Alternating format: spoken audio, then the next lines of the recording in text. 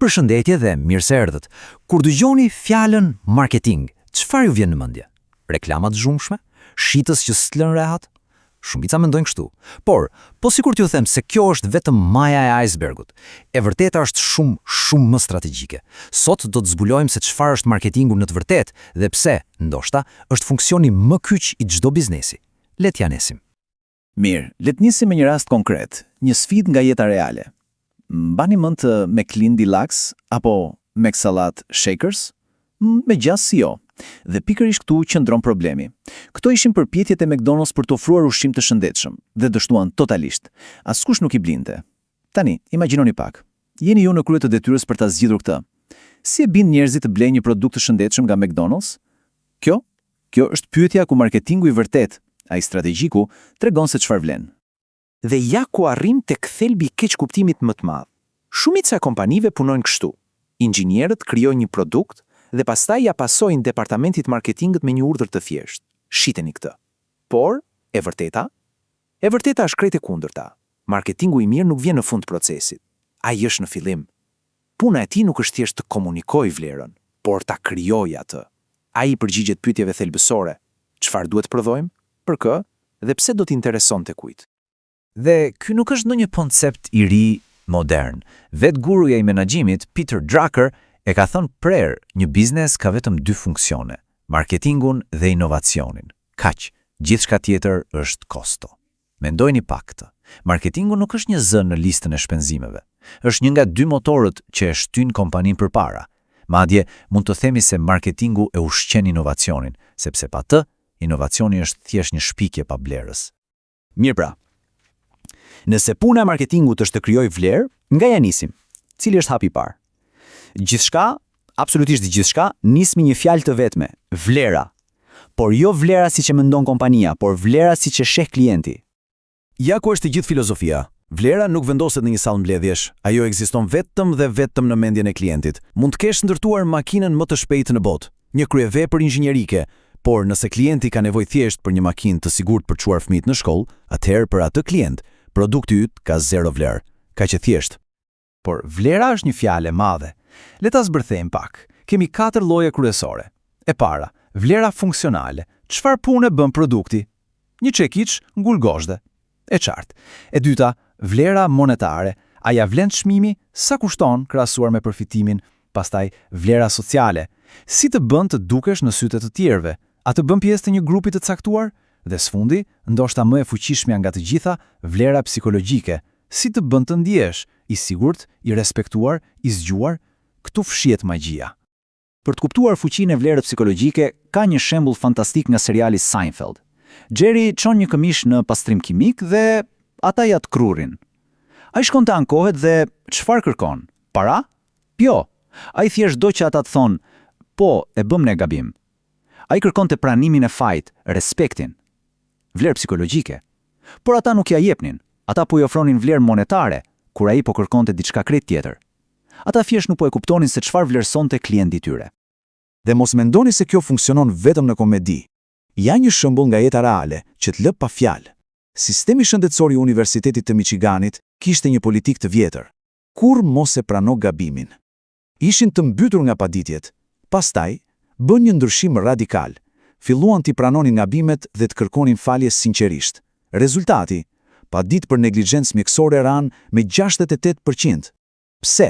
Sepse kuptuan që pacientët dhe familjarët e tyre shpesh nuk kërkonin vetëm para. Ata kërkonin dinjitet, respekt, një pranim faji, vlerë psikologjike. Pra, e kuptuam. Gjithçka ka të bëjë me vlerën, por kjo na çon më një herë të pyetja tjetër logjike, dhe ndoshta më e rëndësishmja nga të gjitha. Vlerë për kë? Sepse nuk mund të jesh gjithçka për të gjithë, dhe këtu hyn në lojë hapi i parë thelbësor i strategjisë, të kuptosh kush është klienti yt. Dhe këtu shumë kompani bën një gabim klasik. Përpiqen t'i ndajnë klientët sipas të dhënave demografike. Pra burrat 18-35 vjeç me të ardhurat saktuara që jetojnë në qytete të mëdha. Kjo është mënyra e vjetër, dhe sipërfaqësore. Mënyra e dur, më e zgjuar, është psikografia. Nuk ka rëndësi kush janë njerëzit, por çfarë i motivon ata. Cilat janë nevojat, frikrat, dëshirat e tyre.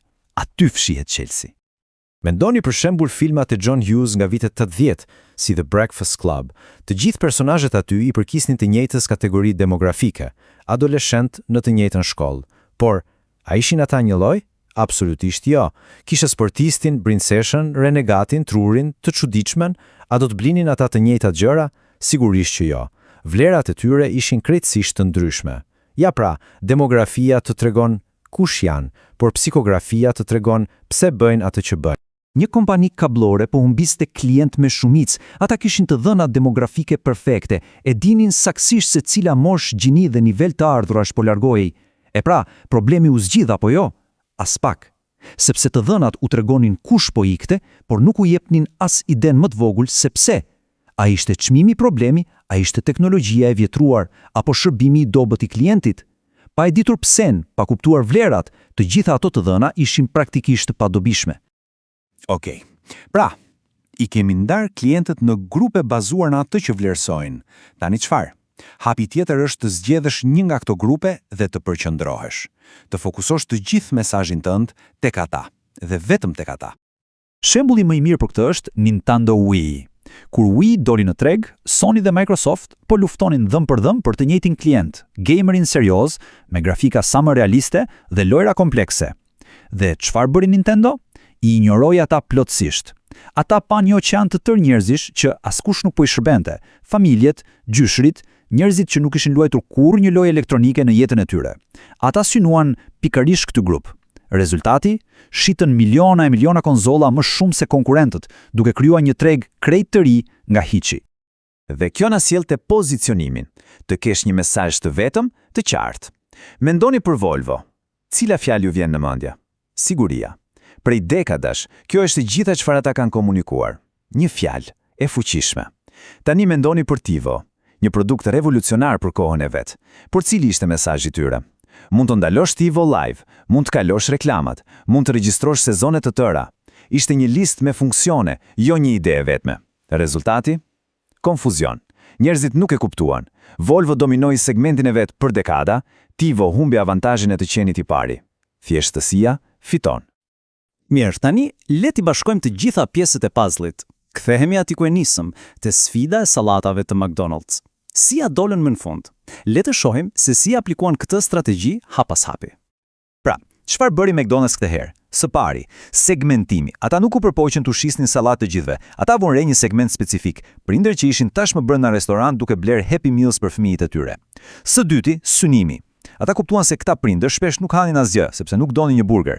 Nevoja e tyre nuk ishte ushqim super i shëndetshëm, por diçka më e mirë se asgjëja për veten time tani që jam këtu.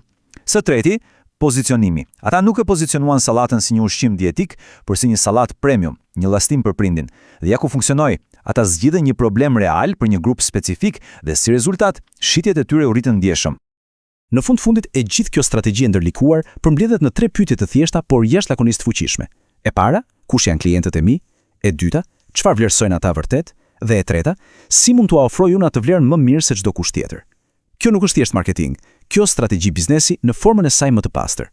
Kur një kompani fokusohet te këto pyetje, ajo ndalon së shitur gjëra dhe fillon të zgjidh probleme. Pyetja e vërtet nuk është si ta shesim këtë, por a e kemi ndërtuar gjën e duhur, për njerëzit e duhur, për arsyet e duhura. Kur përgjigjja është po, atëherë puna e vështirë është bërë.